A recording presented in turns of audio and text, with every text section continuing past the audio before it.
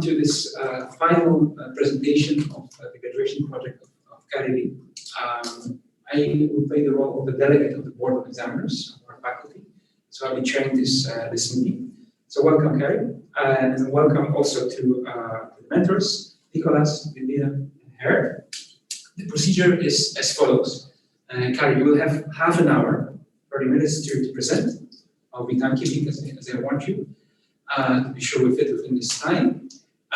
During the presentation, the participants on Zoom also are requested to stay muted, and we also stay silent. The floor is yours. After that, I hand over to the mentors for their questions for 15 minutes. And after that, we will retreat outside of the room, leaving you with your friends here in the audience to provide you with moral support while we deliberate on the outcome. And then we'll come back in about 15 minutes to give you the final result. Is clear? Yes. Okay, very good. So, Kari, the floor is yours, please. Okay, thank you. Good morning, everyone. In the studio of New Heritage, we are interested in the values and qualities of the 80s residential neighborhood to create a better living environment. So the site is set in Bijlmerplein in Harbier area, which is a mixed-use area. So from the beginning, we understand that living is not only about dwelling. Living with Commons, this project explores the greater potential of public spaces. I'm going to try to carry on. 個師姐係嗰度啦，咁佢因為佢幫阿風咁就會跟阿風係咁咧，就你咧，我想你就跟咩啦？好，咁因為有陣時你會幫阿風又係咁就其他就冇變嘅，係阿西號都冇變，繼續都係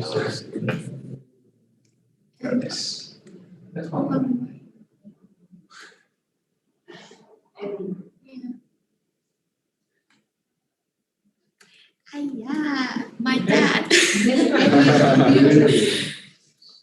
Good. I suggest we start over then. Oh, Just to kind of give you a first start, okay? Maybe. Okay, I will start from Living with Commons. So, Living with Commons, this project, we explore the greater potential of public spaces to activate a very healthy living environment. Let me talk you through some history of the residential neighborhood first.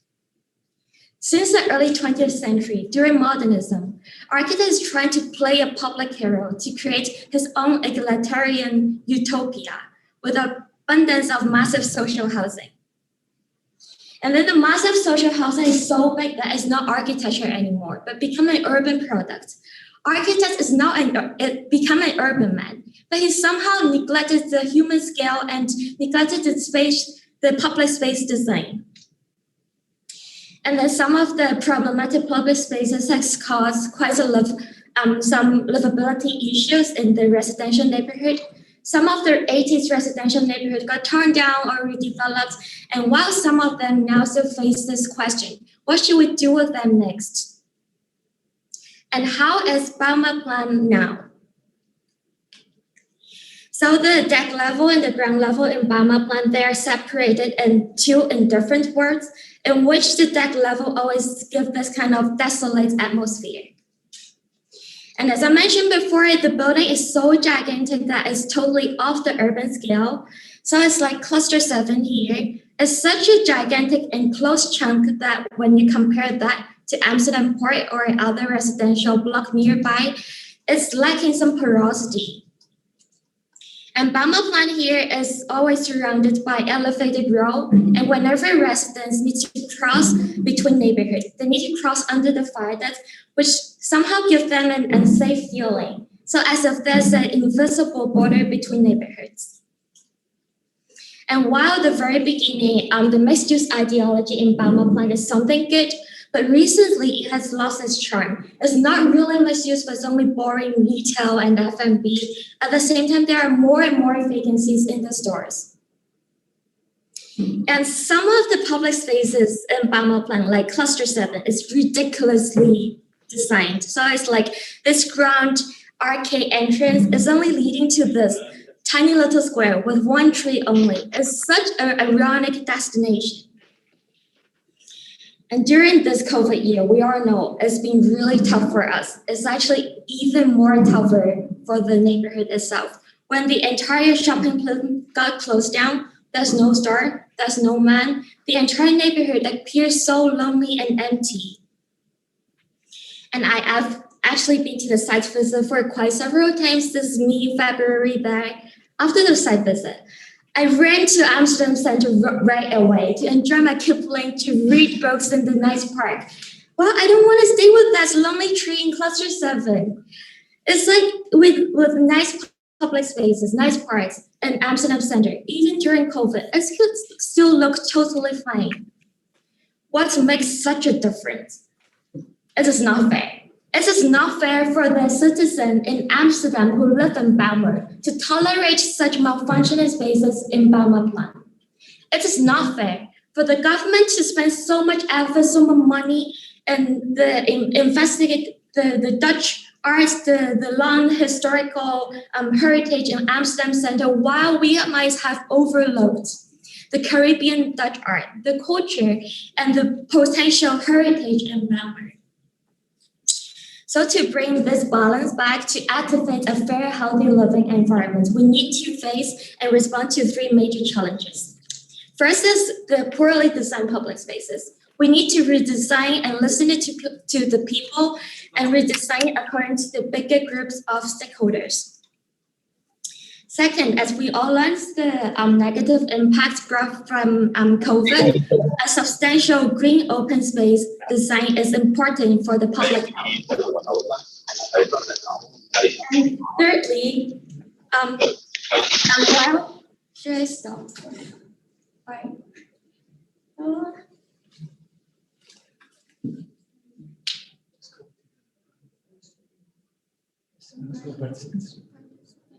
Then you can see who's not and it's going fast.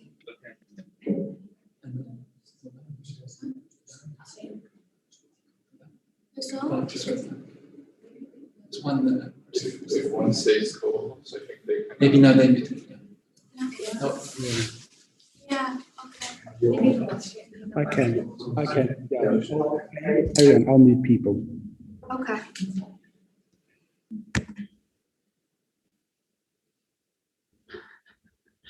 Okay. So come back to the third challenge.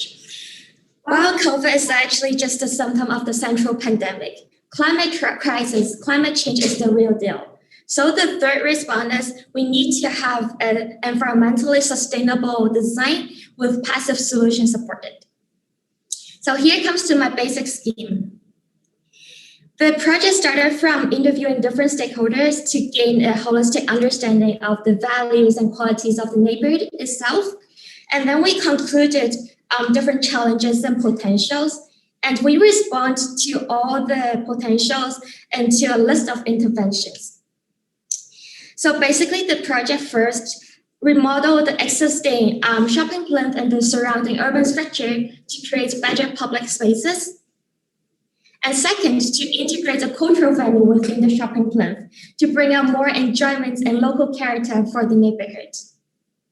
So it's a really brief story. Let's get into the detail of the research. As I mentioned before, the project started from interviewing different stakeholders, makers, government, the housing owners, and most importantly, the local residents, to get this overview of the challenges indicated by the blue one and then the red potentials. And all in all, we can see this list of social economic challenges, but there's also something nice in the neighborhood, a positive core character, which is the multicultural identity in that. So to respond to these challenges and potentials, the project included the hardware upgrade, like reconnecting the elevated road back to the ground level, enhance porosity of the plinth, strengthen accessibility of the deck, create more healthy public spaces. At the same time, we need some new energy within the plinth. So by setting up a cultural venue to promote the local culture. And the second research is the typology abstraction, which as an architectural language reference for the design. The first is the heritage element we found in cluster 7. So it's like the arc entrance, the glass roof arcades, the specula. They are all those postmodernism style architecture features we can find in cluster 7, and which is of high heritage value. While seeing the surrounding sites, we see the spatial elements like the round play elements suggested by structuralist Aldo Feinek, saying that this organic shape can enhance, stimulates creativity of the neighborhood or the kids. And while for the Sandcastle super famous iconic building in the neighborhood, the iconic tower and the cascading canopy also see as positive attributes in the public realm. And then it comes to the social elements, which is COVID related that we observed during the site visit. Some of the structure or columns or like shaded area become socialization anchor during COVID time, and public love hanging around with greenery. And last but not least, there is also a new form of circulation we observed during the reopening of COVID. The third research is about the urban context, like what is Bijlmerplein and how it is located in Amsterdam. So this is Amsterdam Southeast. We can see this red highway grid of network and the surrounding different district. But as the demand on the traffic will decrease in the future, it is actually possible that we could tear down this section of highway to make the district more comparable to the neighborhood at the other sides. Zooming into Habier area, we can see Bijlmerplein here. It's located right at the center of the Habier area, in which in the future, it is potentially to be the TOD. So when there will be more visitors, more people coming, the public spaces, public elements will also be more important in the future. Here's Bijlmerplein. So actually, it's really nice to have this series of squares leading from the train station here to the Saturday market at this side, but also be reminded that this series of squares also leading to this lonely little tree square in cluster 7. Then this is the ground floor plan and the deck plan of cluster 7.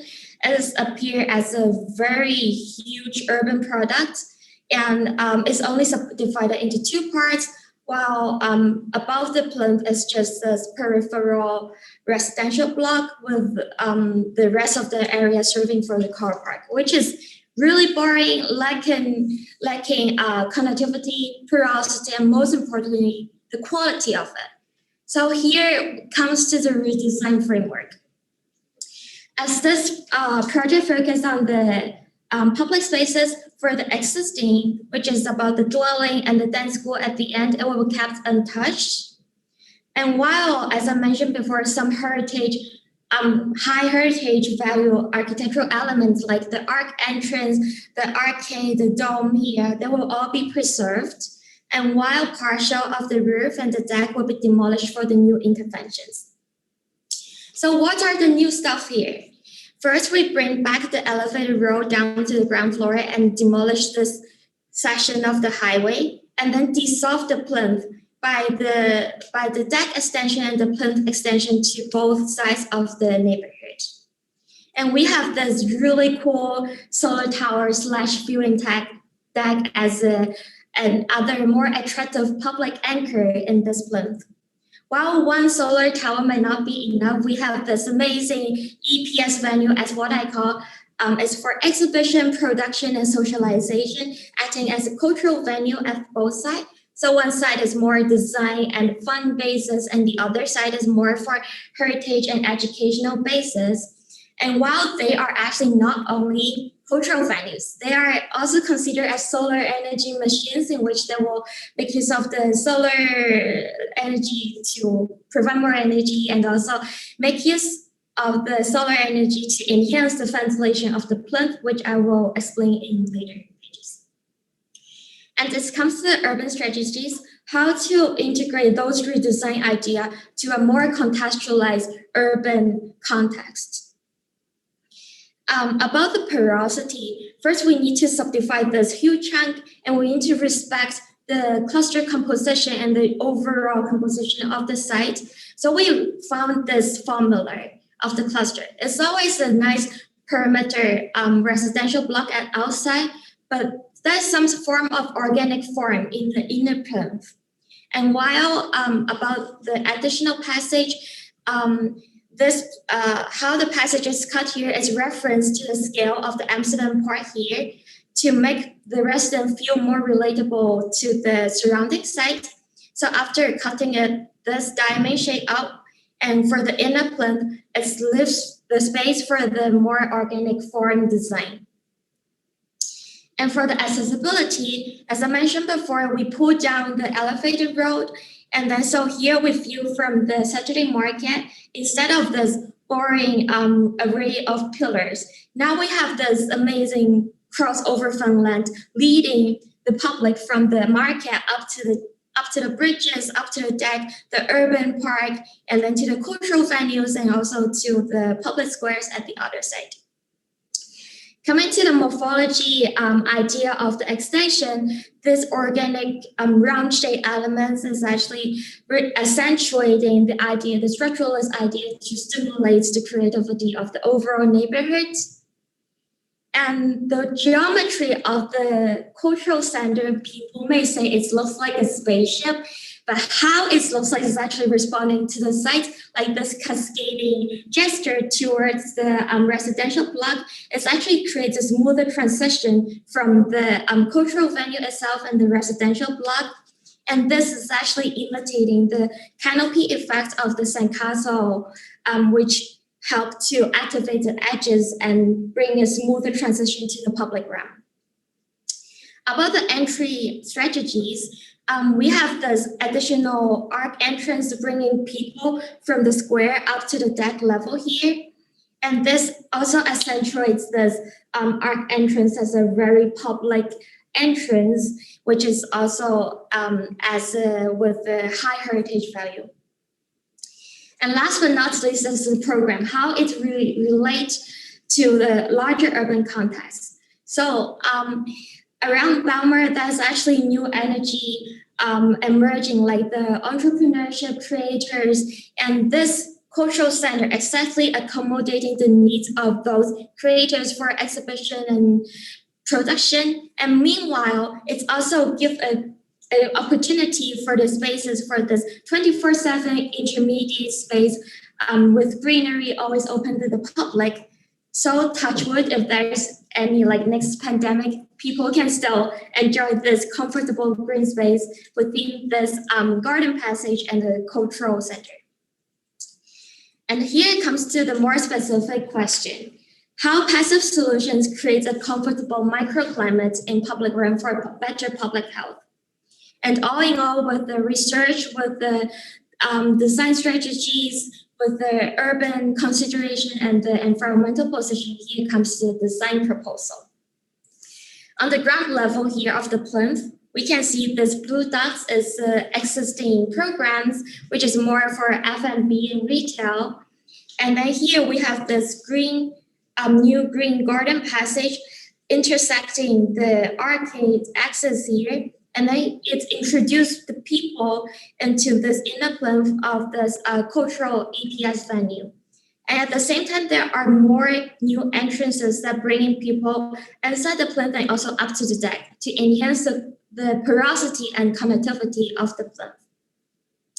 On the deck level, the cultural center is not only serving as one entity, but at the same time, it somehow spare a more distinctive open space as this purple part for the resident itself, but at the same time, the other part as the green area serving as the urban garden for the public. So it's also enhanced the overflow between public spaces, like people can go from here, the square up to the deck here, go through this EPS venue, this amazing atrium, to the urban garden, to the bridge here, then to the Saturday market on the other side. Zooming in the ground floor, as I mentioned, the cultural venue is not one independent entity, but it further activates the the plinth and overall. So it has provide more new programs like exhibition, garden passage, courtyard to enrich the retail experience aside from the retail and F&B from the existing. And going up, we have more vibrant, diverse program like exhibition, production, more green open area as we go up. And this green idea / more diversity just continue when if you go upper floor with more terraces within the outer envelope. And while being green is not enough, this design also integrates the passive solutions into air cooling and air warming. Therefore, there is a new construction of air labyrinth. When we reconstruct the new garden passage, we also add some construction in the foundation area to integrate the air labyrinth. Here we cut the section through this big exhibition box. So we can see the timber tree column acting as the main vertical structure elements supporting the slab and the roof here, and while the space frame of the roof transferring part of the load back to the timber truss here to the concrete foundation under the car part. Here comes to the more detail of the structure, going from this concrete foundation supporting this timber tree column to connecting to the CLT floor and the steel beam, and then the steel beam to the space frame, and the space frame allow different combination of outer panels, so as it could be double glazing or PV panel or aluminum panel for the outer envelope. And here is the other section cutting through this, a series of terraces down to this green urban garden passage and with the air labyrinth integrated underneath. And while this double height timber truss acts as the transfer beam, transferring the load of the outer envelope down to the existing column and to the existing foundation. And the box and bus principle is not only serving for the climate concept, but at the same time, it provides more opportunity to have this intermediate green space for socialization.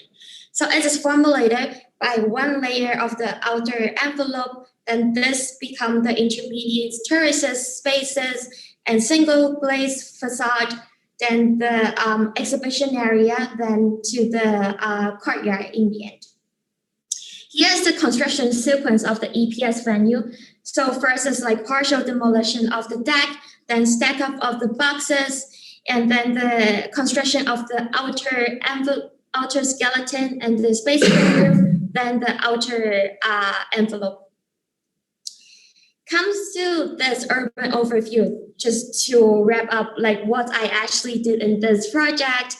Compare this proposal and the existing, we can see the list of intervention, including bringing the road down to the ground level and then extend the cluster 7 with this deck extension and the plinth extension. And we have more exciting stuff happening in the inner plinth, like this solar tower and there's 2 amazing EPS venues and the garden passage.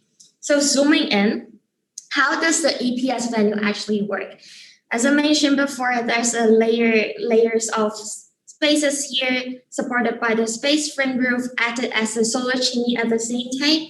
The outer skeleton, the main core tree column with different individual boxes for the entrepreneurship production, the exhibition boxes, while there's another new circulation concept for this EPS venue. As we learned from the reopening experience during COVID, one-way route is to provide the better opportunity to control the visitor flow. So anything happen in the future, any measures needed, this one-way route also provide more opportunity for this cultural venue. And here is how the climate and ventilation work in summer. So first, the air enters through the garden passage and then into this air labyrinth for cooling, and for further cooling in this geothermal heat exchange before entering the air shafts Meanwhile, there's also natural ventilation going through the garden passage. So the cool air is sucked towards this courtyard and the atrium at the same time. And the air is warmed up. It is further sucked up through this by the solar chimney and the stack effect brought by the atrium at the same time. And here is the sun path radiation diagram on the outer envelope in summer. So we can see this south side provide the opportunity to have more distribution of PV panel here. But at the same time, we don't want to gain so much heat in the late afternoon during summer. So for the west side, there's only 1/3 of the facade is glazing. Here comes the conclusion. How an adaptive reuse of an under-designed shopping mall from 1980s stimulates a very healthy living environment for the broader neighborhood for the post-COVID future. This is the existing. The Bijlmerplein, surrounded by elevated roads, super boring, as if it's an isolated neighborhood. And now, by the remodeling of the plinth and the remodeling of the urban structure surrounding, we reconnect Cluster 7 and we reconnect Bijlmerplein to the larger Bijlmer area. So when people come from the train station, we go through this series of squares, and then entering here, instead of that lonely tree, we have more exciting stuff going on, like the cultural venue, the viewing tower, the solar tower, and then people can just go to this side of neighborhood through this plinth extension, or go to the Saturday market along with these urban bridges. And with this really dominant image of the arc entrance as the main entrance, we expand this idea of the public entrance symbol to this additional arc entrance leading people from the square to the deck level behind the residential block, while this tip of the solar tower also acts as an extra attraction to attract the people going to the inland plinth and to the cultural center. Here, instead of being an independent level between the deck and the Saturday market, we have this overall set of urban products working all together. The Saturday market, the bridges, the urban garden on the deck, the cultural venue, and the squares at the other side. So the overall package enhance the architectural, social, spatial value in general and maximize the impact to the broader neighborhood. Instead of facing this car park from the residential block side, we have this spectacular, amazing EPS venue with a garden passage here with greenery inside. And it's not only about within the cultural center, it's also about outside it. So it's provide extra spaces, more opportunity for the green spaces and green playground for the residents itself. So it's not only about serving for the public, but the residents themselves also benefit from this project. Instead of this one single boring plinth layer, we have this courtyard punching through from the ground level up to the exhibition area on the upper floor. And it doesn't only serve as the exhibition space, it serves as a courtyard 24/7, always open to the public. Instead of this underused deck, empty area, we densify the area of the deck for a more and better social function. So it's like people can enjoy this terraces for socialization, this for exhibition, rooftop bar, the entrepreneur productivity. So it's like more and more diversity going on with the deck area. So with this all set of interventions, this project proposed a reciprocal activation between spatial reform and functional reinforcement. So the tangible heritage as the 80s shopping mall and the intangible heritage as the local cultural activity can support each other in the future, so that the residents and the public can enjoy a better, healthy living environment with the 80s architecture. And last but not least, it's been a really tough year, long year for us. We go online, offline, in class, off class, on site, wherever. And to be honest, I'm not a very hardcore heritage conservationist, but I'm so glad that to have all of you guys to explore with me, to found these qualities in the new heritage, and the most importantly, we found our own resilience in this new normal. Thank you.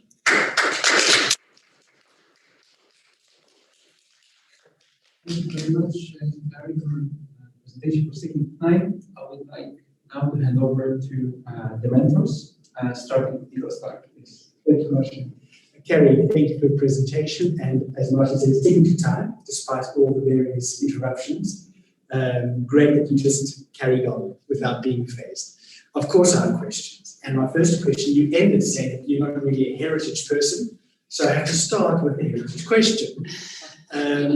In your research question, you speak of the shopping centre as under-designed on the one hand, but on the other hand, you state that this is heritage. Don't you see that as a two contradictory statements? The one you say is under-designed, but at the same time as heritage. How do you see those two come together? After this whole year of research, I understand that heritage might not be one single building or one single structure.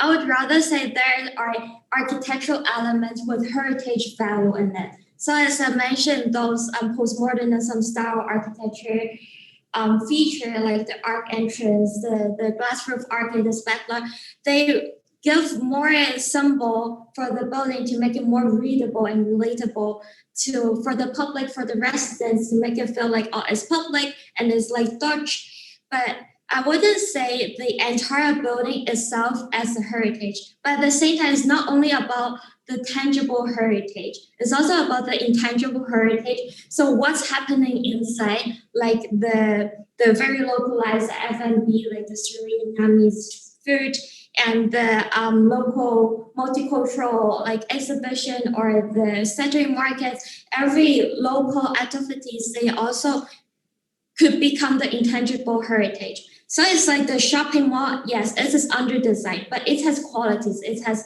nice architectural feature. It has the social value and the cultural value for the potential intangible heritage. But the shopping mall itself could be a better. So with this set of intervention is how it can extend the lifespan of that shopping mall, so it could become a heritage potentially. Right. Okay, thanks. My next question is, you also start your project by speaking of that very sad learning tree. My question is, what does your project mean for that tree? Because if I see it correctly, in the end, all you do is you avoid the tree. Oh, the idea is it's actually nice to have the square. What I mean is, because before the dance school was it was transformed from a post office. So from the very beginning, the post office can really serve as a social service to bring in people in through the cluster 7 to the square, then to the post office. But now the dance school is not enough. It's just like a privatized one. So what I mean is the square itself, it doesn't matter, because what gives the meaning to the square is the surrounding program and the surrounding structure. And that's why instead of just like the dance school with the lonely tree, we have more anchors and more social service integrated in this new design. So it's like the both cultural venue at both sides, and then the solar tower providing the viewing deck at one side. So these three all work together to provide a more diverse and vibrant program to attract people to that lonely tree. And it doesn't matter if it's with a tree or not anymore, because that's how people come. People are not coming for that tree. People coming for my amazing design program. But you've just, in the last question, you've just spoken about this post office, and the post office was the anchor that drew people there. And when they built the building, they could never imagine that within 20 years' time, there would not be the need for a post office anymore. So it's very difficult to anticipate what the future might bring.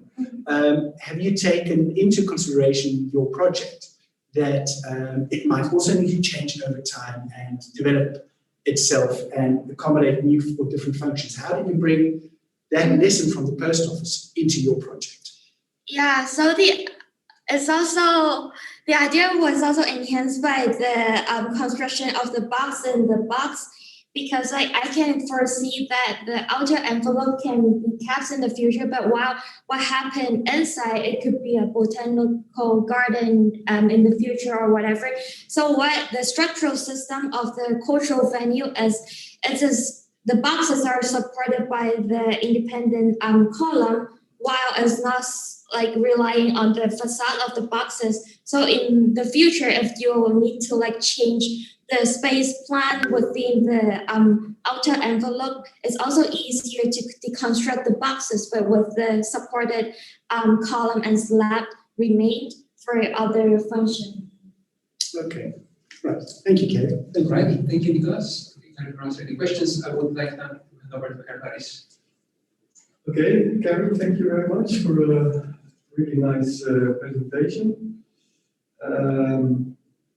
About a better and fair living environment. I was wondering, you speak very much about the passive solution. Also, it's very much an air machine, and I think it's still a little bit COVID born, in the sense that you were very much intrigued by the air quality and being part of the COVID background. But what is your general environmental goal with your building, and did you achieve that? The general goal is to lower the use of energy, and actually the entire ventilation climate model of my design is referencing the New Energy Academy building in the Netherlands. It serves as the sustainable benchmark, and coincidentally, the volume of my design is really similar to them. So the idea of having this series of the air labyrinth, the solar chimney, and the atrium stack effect, they succeeded in working the ventilation by all these passive solutions. So hopefully, my design could also just have use as low energy as possible as how the New Energy Academy work. Mm-hmm. Yeah, so instead of saying that the design is inspired by COVID, I would say COVID is the marking point of making us realize, we need to respond to this climate crisis in a bigger picture, and that's how I want to lower the energy use of this building. Yeah. So in fact, if I summarize, you kind of, let's say, environment kind of equals energy. But for example, because we're talking about adaptability, what, for example, is your standpoint on materials? I mean, you make 2 new wooden trees, which are pyramid trees, but why are they made of timber? I've got no idea. First, because timber is a more sustainable material, but at the same time, because that space serves as the courtyard space.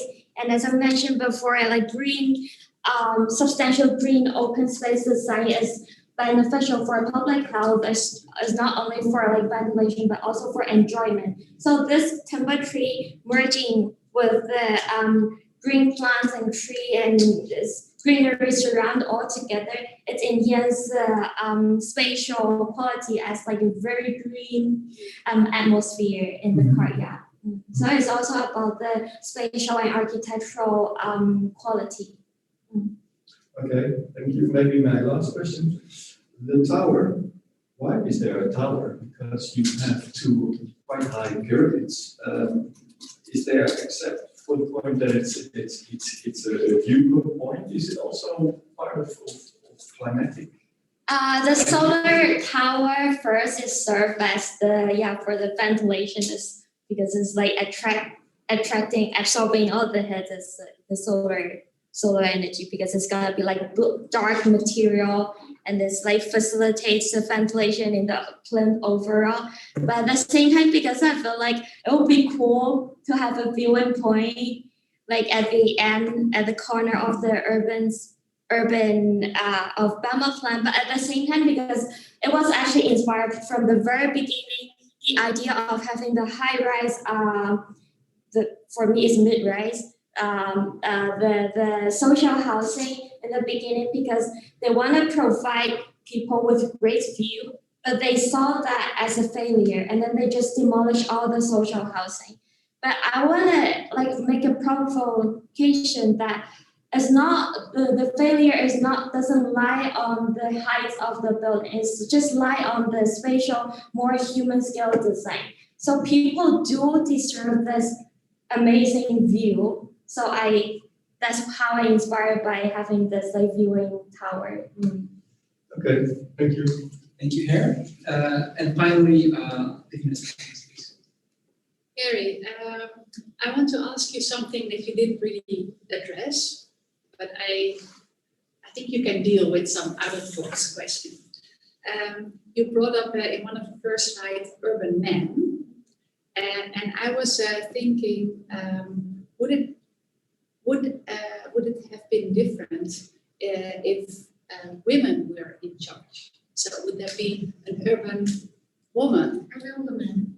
So, what is the role of gender, you think, in this series of urban planning and the different phases you have identified?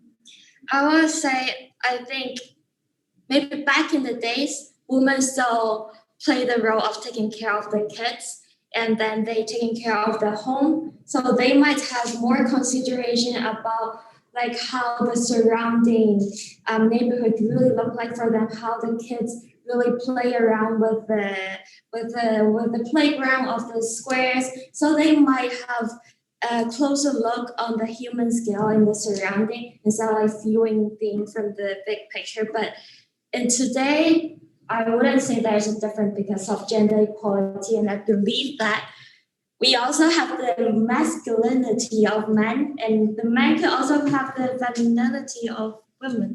Yeah. So that's interesting. So could you be accused in the future, if this is realized, could you be accused for a super urban woman? Me? Yeah. No, look at my design. I'm superhuman scale. I was like super democratic. I listened to the residents' need. I listened to the government housing. Yeah, but so were these guys. These guys in the 60s. They were also interested in the human quality and in raising good citizens from a social point of view. Yeah, the idea is actually good, but maybe the articulation of space, or maybe they're so mesmerized by the use of concrete and just massive thing, make them like so brutal, so purified, so unity, and they think it's good. But what we have learned already is we need to see things in detail and not by like one gigantic single solution, but it's like how I deal with the challenges of series of interventions. It's not the problem to see things in urban, because urban connection is important, but we need to take a balance of the human scale.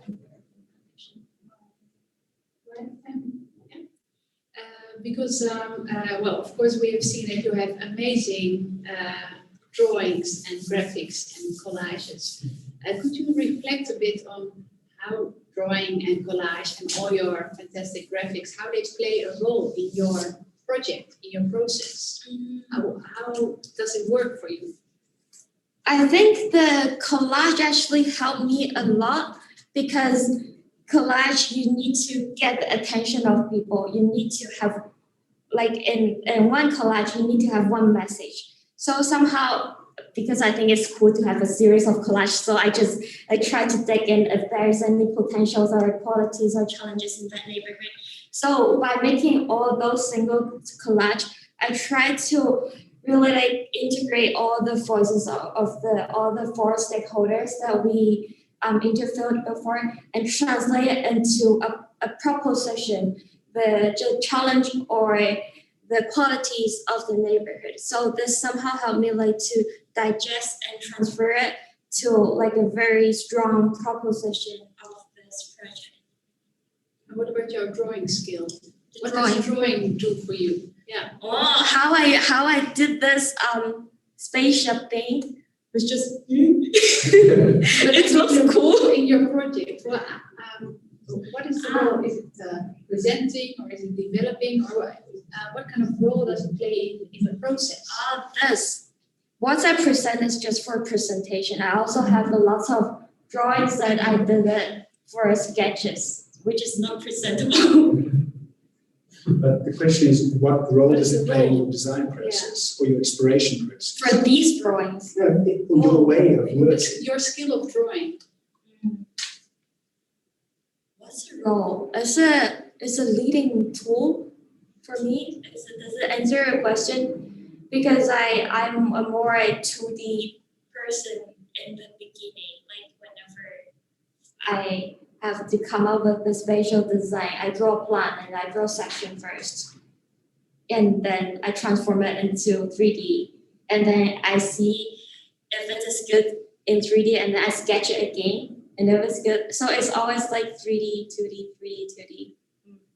And also like drawing making me realize and visualize how good it could be to convince you guys, yes, my design is good. So it has many functions. Yes. Thanks. Okay, I think that's it then. Thank you very much for all the questions. Thanks for your answer, Kari. We will now withdraw for a bit and we'll come back to you as soon as the facility is ready. Thank you. Please provide support. Let's see if I can see my pen. Just stop sharing, or it did it already. Stop Stop sharing. share, yeah, and then they will come up again. Now you can say hi. Mommy, Julie. Mommy, like, how am I unmute that?